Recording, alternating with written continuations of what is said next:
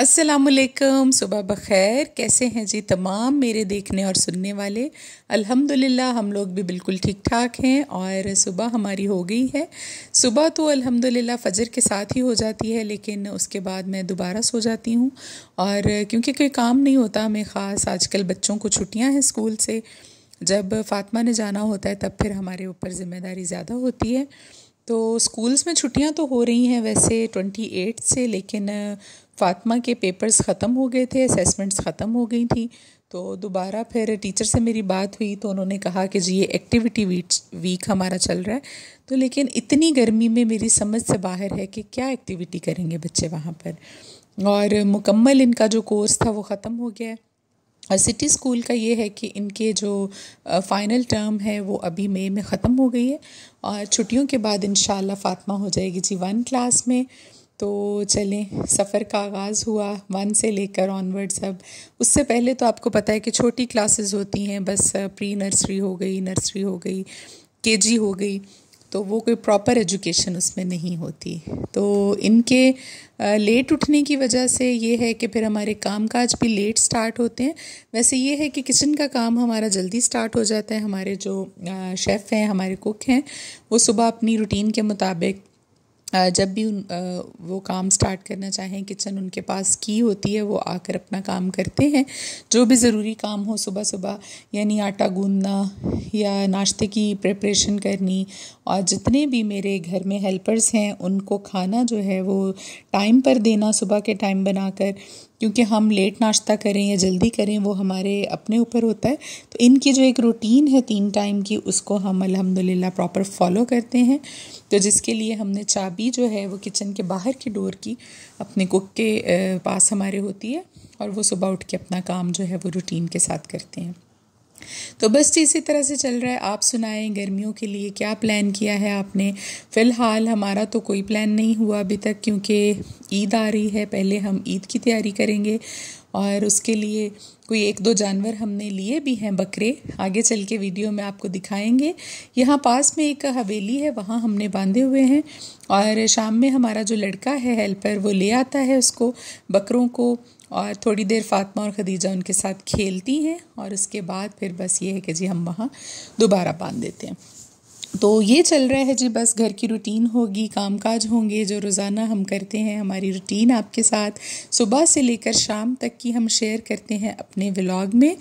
और जो नए देखने वाले लोग हैं उनके साथ यही मैं कहना चाहूँगी बस कि अगर आपको हमारी वीडियो अच्छी लगे, आप भी कोई अपनी रोज़मर्रा की ज़रूरियात के लिए, प्रॉब्लम्स के लिए वजीफ़ा कोई भी पढ़ना चाहते हैं, उसके बारे में जानना चाहते हैं, आप को वजीफ़े के बारे में इंफॉर्मेशन चाहिए है, हम अपने इस चैनल पर वजीफ़ा भी बताते हैं रोज़ाना की बुनियाद पर, किसी भी एक मकसद के लिए ख़ास, कभी हाजत का, कभी किसी भी चीज़ का। लेकिन आज के व्लॉग में आपको जो मैं बताने वाली हूँ वो है जी स्पेसिफ़िकली गुर्बत को दूर करने के लिए। क्योंकि जिस तरह का आजकल दौर चल रहा है, आपको पता है कि सबसे बड़ा प्रॉब्लम जो है वो पैसे का ही है।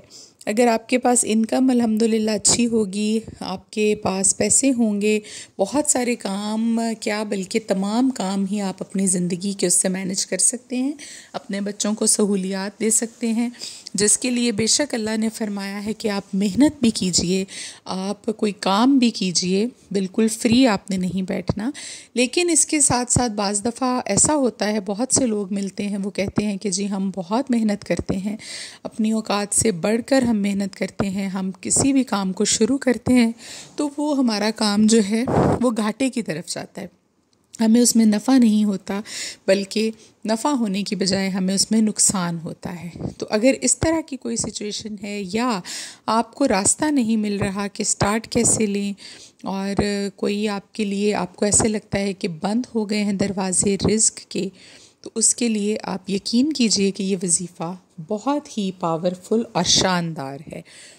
तो करना कैसे है, किस दिन करना है, क्या इसका तरीक़ाकार है, मैं आपको पूरा ये तफसील के साथ इस वीडियो में बताऊंगी। आप मेरे साथ रहिएगा।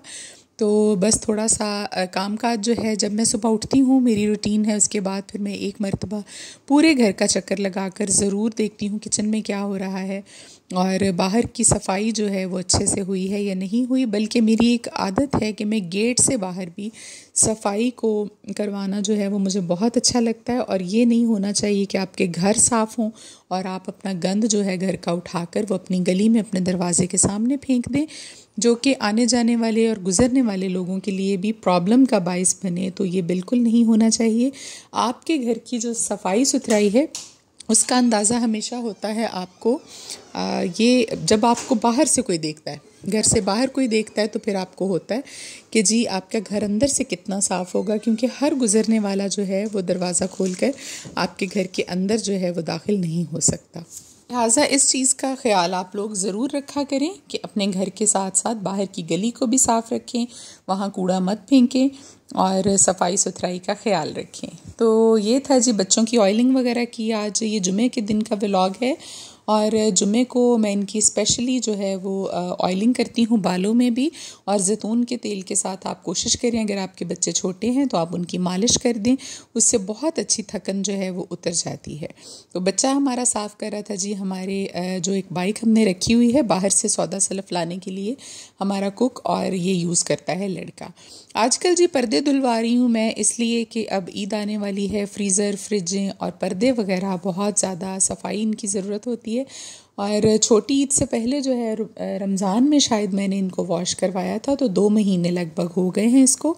तो ये भी ज़रा साथ साथ मैंने ये रूटीन रखी हुई है कि रोज़ाना का एक पर्दा हम उतारते हैं और इसको हम वॉश करके शाम तक, इतनी गर्मी है कि शाम तक वैसे ही वो सूख जाता है, तो इजीली आप एक एक करके अपने घर के पर्दों को साफ़ करना शुरू कीजिए। थोड़ी बहुत जो डीप क्लीनिंग है एक एक दो दो करके, क्योंकि सब ख़वातीन के पास हेल्पर्स नहीं होते, तो हमारे पास अल्हम्दुलिल्लाह है। जिनके पास नहीं है वो अपने कामों को इसी तरह से मैनेज करती हैं कि रोज़ाना का वक्त निकाल कर बच्चों को सुला कर या सुबह सुबह जब बच्चे सोए होते हैं तो आप ये सारे काम जो हैं वो ईज़िली निपटा सकते हैं।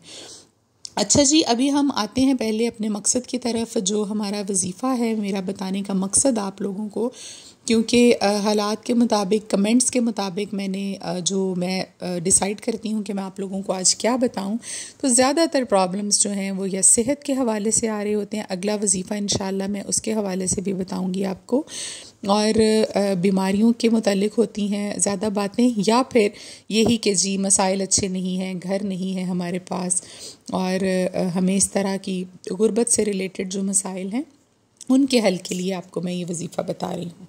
चलिए जी, गौर से देखिए, आप इसको स्क्रीनशॉट लीजिए। इसका ये 2 आयात आपको नज़र आएंगी इस स्क्रीन पर। सबसे ऊपर जो है वो है जी आयत करीमा, जिसको हम बोलते हैं ला इलाहा इल्ला अंता सुब्हानका इन्नी कुन्तु मिनज़ ज़ालिमीन। ये आयत करीमा के नाम से आयत है, और उसके नीचे आप एक और आयत जो है वो देख रहे हैं। तो इन दोनों को मिला के आपने पढ़ना है। किस तरह से पढ़ना है, पहले ऊपर वाली आयत को कैसे पढ़ना है, फिर नीचे वाली आयत को कैसे पढ़ना है, तो ये आप गौर से सुन लीजिए। जुम्मे के दिन आपने जुम्मे की नमाज अदा की हो बाजमात, या फिर मर्द या ख़वातीन में से जिसने भी घर में नमाज़ पढ़ी हो, तो हम डेफ़िनेटली ख़वातीन जो हैं वो जुम्मे की नमाज़ जमात के बगैर नहीं होती, तो हम पढ़ेंगे जी ज़ोहर की नमाज़, तो वो जुम्मे की ही नमाज़ काउंट होती है। तो जुम्मे की नमाज़ अदा करने के बाद, ज़ोहर की नमाज़ यानी जुम्मे वाले दिन अदा करने के बाद, आपने किबला रुख होकर 11 मरतबा अव्वलो आखिर दरूद पाक के साथ ये वजीफ़ा करना है सिर्फ जुम्मे वाले दिन। कैसे करना है, जो आपने ऊपर आयत देखी थी ला इलाहा इल्ला अंता सुब्हानका इन्नी कुन्तु मिनज़ ज़ालिमीन, जो कि आयत करीमा के नाम से मशहूर है। हज़रत यूनुस अलैहिस्सलाम ने पढ़ी थी जब मछली के पेट में चले गए थे, तो अल्लाह के हुक्म से इस आयत के साथ वो बाहर आ गए थे मछली के पेट से बाहिफाजत। ये वो आयत है, इसको आपने 11 मरतबा दरूद पाक पढ़ने के बाद अव्वल, फिर आपने इस आयत को 70 मरतबा तस्बीह पर काउंट कर कर पढ़ना है किबला रुख होकर, जाए नमाज पर बैठकर वहीं। अगर कोई बैठकर नमाज़ पढ़ता है, मेरी तरह कोई प्रॉब्लम है उसको मेडिकली, तो आप जहाँ नमाज़ पढ़ी है वहीं बैठकर 11 मरतबा दरूद पाक, फिर 11 मरतबा आयत करीमा, और 11 मरतबा कह रही हूँ, 70 मरतबा आयत करीमा, और उसके बाद 70 मरतबा जो अगली आयत आपने नीचे देखी है लिखी हुई, आप वो स्क्रीनशॉट निकाल कर देख लीजिए जो आपने लिया होगा स्क्रीन का, फिर 70 मरतबा आपने वो आयत पढ़नी है, और आखिर में 11 बार दरूद पाक पढ़कर आपने जो है वो अपनी दुआ मांगनी है अल्लाह ताला से इस चीज़ की कि अल्लाह आपकी गुर्बत को दूर कर दे और आपके लिए इंशाअल्लाह अपने गैब से रिज़्क के दरवाज़े अल्लाह खोलने शुरू कर देंगे। क्योंकि जुम्मे का दिन याद रखिए कि तमाम दिनों का सरदार है और अल्लाह ताला का जो पसंदीदा दिन है और बहुत बड़ा दिन है, बल्कि कहा गया है कि आप समझ लें कि जो गरीब लोग हैं, जो मजबूर लोग हैं, उनके लिए ये ईद की हैसियत, इसको बताया गया है कि ईद की हैसियत रखता है। इतनी बरकतें हैं इस दिन में, और इस दिन में एक घड़ी ऐसी भी आती है हदीस मुबारक सल्लल्लाहु अलैहि वसल्लम के मुताबिक, जो कि कबूलियत की घड़ी होती है, और उस घड़ी को नबी पाक सल्लल्लाहु अलैहि वसल्लम ने फरमाया है कि आप असर और मगरिब के दरमियान में तलाश कीजिए। असर और मगरिब के दरमियान उस घड़ी को तलाश कीजिए। तो उसका बेहतरीन हल ये होता है कि आप असर की नमाज के बाद नमाज़ पढ़कर उठे नहीं, बल्कि अपनी दुआएं, अपनी तस्बीहात जो है वो जारी रखें। अगर आपके पास वक्त है तो मगरिब की नमाज तक आप बैठकर अपने लिए दुआ करें। इस वक्त के दरमियान में कोई ऐसी घड़ी है तो ये आपने करना है जी। वजीफ़ा जो आपको मैंने बता दिया तफसील के साथ, ये आप लगातार 3 जुमे कीजिए, 7 जुमे कीजिए, 11 जुमे कीजिए। आपने हर जुमे वाले दिन इसको एक रूटीन बना लें, छोड़ना नहीं बिल्कुल भी। तो इंशाअल्लाह अगर आपका यकीन कामिल होगा अपने रब की ज़ात पर, तो मोजज़े भी उसकी ज़ात ही करती है, ये आप मत भूलिएगा। और ज़िंदा आँखों से हम लोग मोजज़े देखते हैं, बहुत सी चीज़ें ऐसी जो हम कहते हैं जी ये मुमकिन ही नहीं, और फिर वो मुमकिन हो भी जाती हैं। तो किसकी रज़ा से? अल्लाह की मर्ज़ी से, और अल्लाह जब आपके लिए आसानियाँ पैदा करने पे आए। लेकिन ये बात भी याद रखें, आयत करीमा जो है, जो मैंने आपको बताया, ये इसमें आज़म भी है इसके अंदर, और कुछ ऐसे जो इसमें आज़म कुरान मजीद की आयात में मौजूद हैं, वो आपकी दुआ की कबूलियत को ज़्यादा आसान बनाते हैं अल्लाह के नज़दीक। क्योंकि इसमें आज़म वो इस्म है जो बहुत बड़े इस्म हैं और अल्लाह को बहुत पसंद हैं, और इनके ज़रिए की गई दुआएं जो हैं वो ज़रूर कबूल होती हैं। और आप ये भी देखिए कि इतनी बड़ी बात कि मछली के पेट में एक इंसान जो है थे, तो वो इंसान ना हज़रत यूनुस अलैहिस्सलाम वो 40 दिन तक ज़िंदा रहे। उसके बाद अल्लाह के हुक्म से मछली ने उनको बाहर निकाल दिया। तो इस जो इस्म है इसके अंदर कितनी पावर होगी। उसके बाद वाली जो आयत आपको बताई है वो भी बहुत पावरफुल है आपके गुर्बत को दूर करने के लिए और आपके अच्छे रोज़गार के लिए। इंशाअल्लाह अल्लाह अपनी तरफ से ख़ुद सबब पैदा करेंगे, और जब अल्लाह सबब पैदा करते हैं तो वो बंदों और इंसानों के असबाब से तो फिर माशाअल्लाह से बहुत ही बड़ी चीज़ है, और आप कभी भी इंशाअल्लाह मुफलिस नहीं रहेंगे। तो ये हो गया जो जुमे के दिन का एक अमल मैंने आपको बता दिया। अब आने वाला जो जुमा है उसी से आप शुरू कीजिए इसको पूरे यकीन के साथ।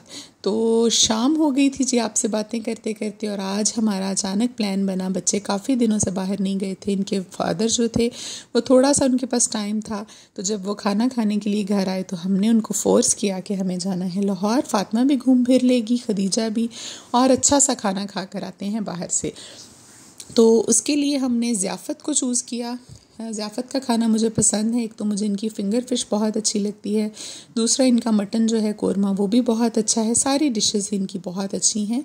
तो बस जी हम लोग आ गए थे ज़ियाफ़त बच्चों के साथ, पूरी फैमिली, और बहुत मज़ा आया हमें। यहाँ खाना बहुत अच्छा था, हमने बहुत इन्जॉय किया।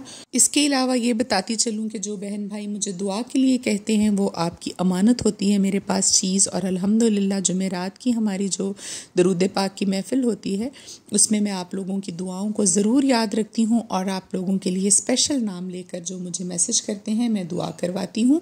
अल्लाह इस महफ़िल को कायम रखने की हमें तौफ़ीक दे। आमीन सुम्मा आमीन। अपना बहुत ख्याल रखिएगा। अल्लाह हाफ़िज़।